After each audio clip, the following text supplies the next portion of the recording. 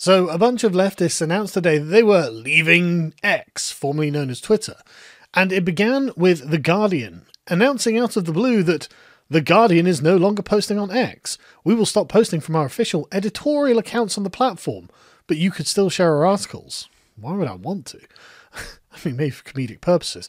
But this is an interesting thing, because I mean, our official editorial accounts. So is this not going to be the breaking, the Guardian news accounts? It's just going to be like the Guardian opinion section. Why would they be doing this? Are they finally getting to the point where their egos just can't take the continual roasting that the Guardian gets on X, formerly Twitter? And so they say, we wanted to let our readers know we're no longer going to be posting there. We think the benefits of being on X now are outweighed by the negatives, and that resources could be better used promoting our journalism elsewhere. Right. So the intern, you've got post, publish. That's a resource. What are you going to do? Post, publish somewhere else? I mean, it's hardly resource intensive. But of course, this is a big smokescreen for, well, not even a big smokescreen. It's just, it's resources best elsewhere. Why is that? Well, we've been considering this for a while, given the often disturbing content promoted or found on the platform. Yeah, I mean, it's been flooded with left-wing nonsense for ages. It's been very disturbing. But they say, including far-right conspiracy theories and racism. Oh my goodness.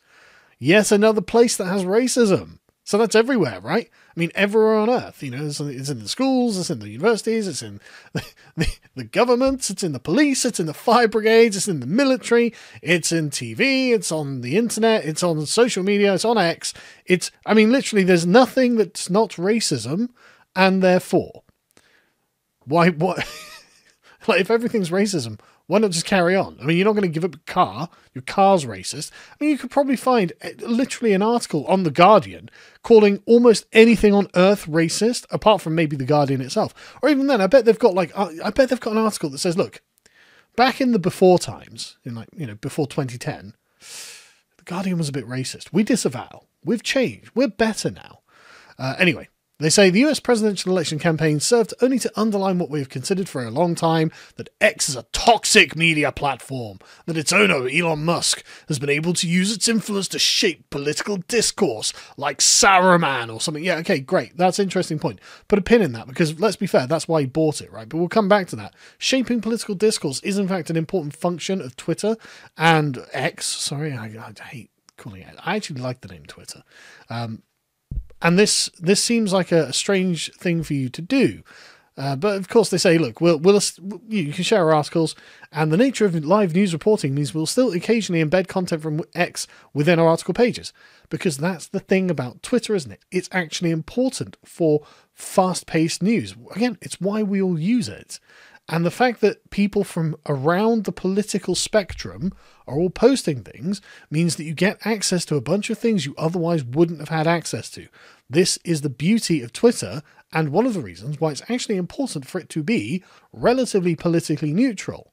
And frankly, under Elon Musk, it has been. He hasn't got a mass banning spree of left-wing accounts because I'm not in control of it. No, I'm joking. I wouldn't have done that. If left-wingers had been banned from Twitter, it'd be a much less entertaining place, let me tell you.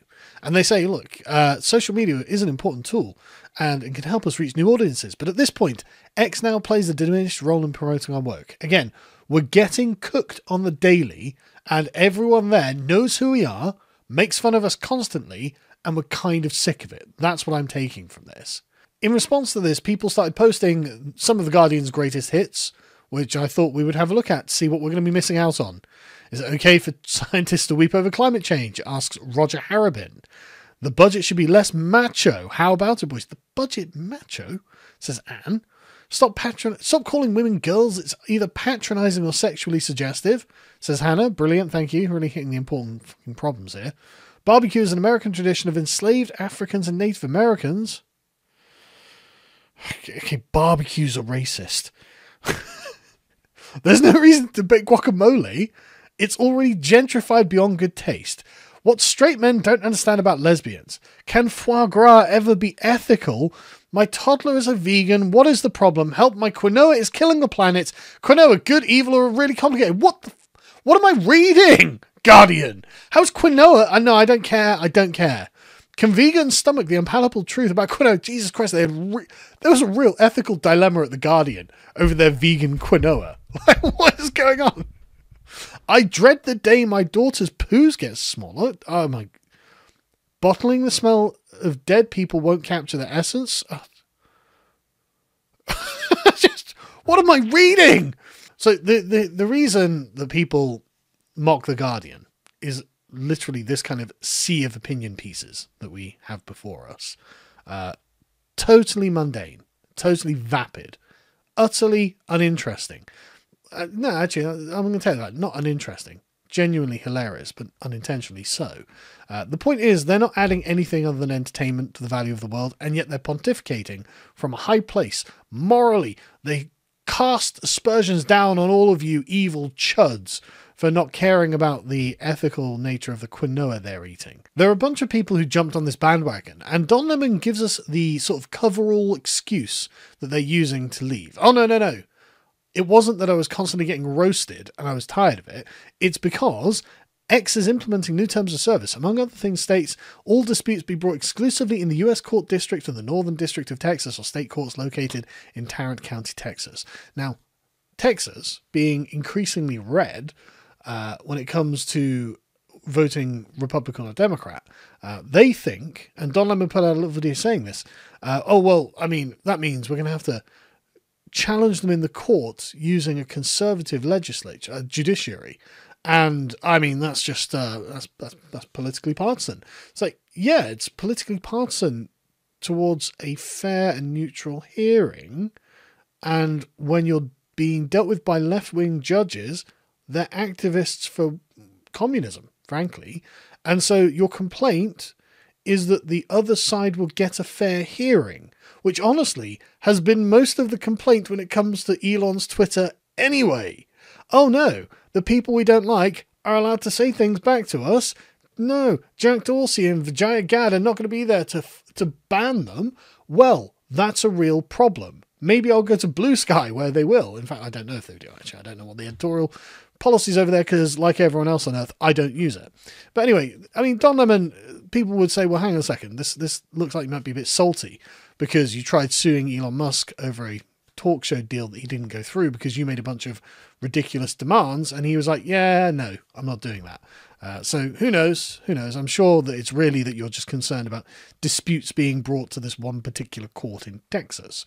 But anyway, let's go back to the influential nature of it, because Jap Sobiek has pointed out here from Axios, Trump knew that social media was worthwhile. Elon knew that social media was worthwhile. And as they say here, in particular, Harris, her campaign spent millions of dollars to promote their message through paid online influencers, because of course they have no organic ground support.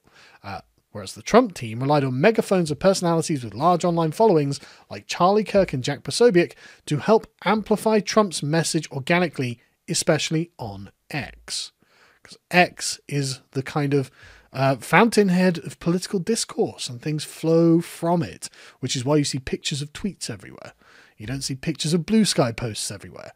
And so that's, again, very important. They know that this is very influential. And that's why people like Pippa Crerar here, who's the political editor of The Guardian, says, well, look, we're not going to post The Guardian. The institutional voice of The Guardian is not going to post on X anymore, but I'm staying put for now. It's like, yeah, you're not going anywhere. Because, I mean, the addictive quality of Twitter means everyone who flounces off comes back in a few months. Like, who's the big, ugly guy?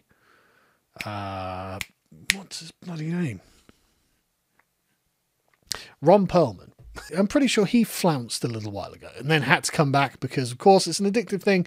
You're part of the Thunderdome of political discourse on Twitter, and flouncing off gets you a little bit of attention for a very short period of time, and then you get the cravings. You start scratching, being like, oh God, I need to tweet. So imagine what it was like for me being banned for 5 years.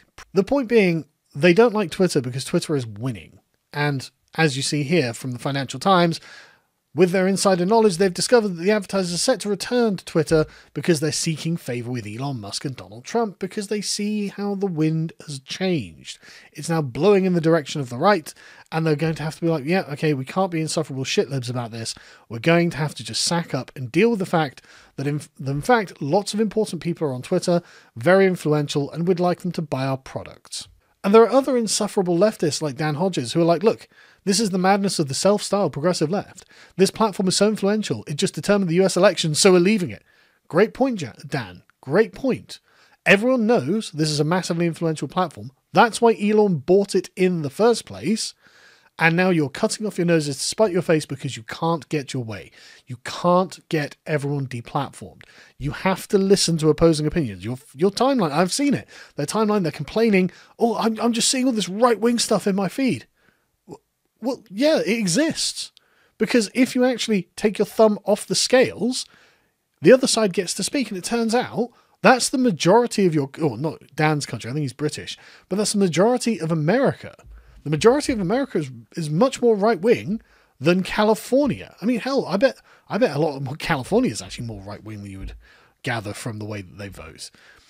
And so they're well aware that, look, if we just leave this means that we become far less influential in US politics. Which, I mean, like I said, from my point of view, sounds great. And people are like, well, hang on a second. Elon Musk is working for the US government. Is he going to recuse himself from all the decisions X? And people are pointing out, going, well, okay, but what has he done? He's just, as Cuddly Drucker here is pointing out, it's like, sorry, he's just saying you can all use it.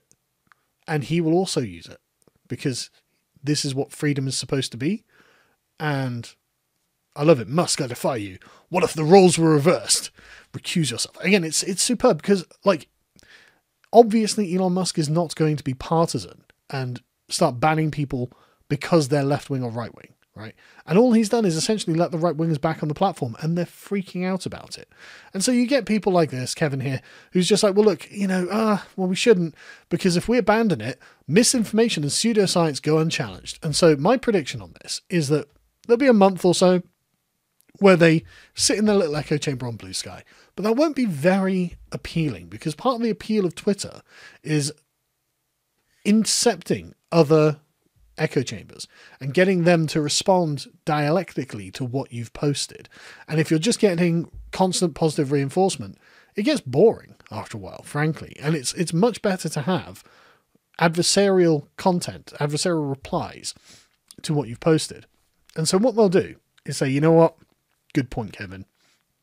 The far right need to be fought. We must return valiantly to Twitter to do battle with the evil forces of darkness. And that will be their excuse for coming back to Twitter, because they were getting the shakes and they couldn't keep themselves off of it. Anyway, if you want more from me, go to the podcast The Lotus Eaters. I'll leave a link in the description. This is, of course, the Lotus Eaters channel, and you can see we do lots and lots of content every day, and it's mostly stuff like this, and it's really good. I'm really proud of everything we do there. So I'll see you over there. Take care.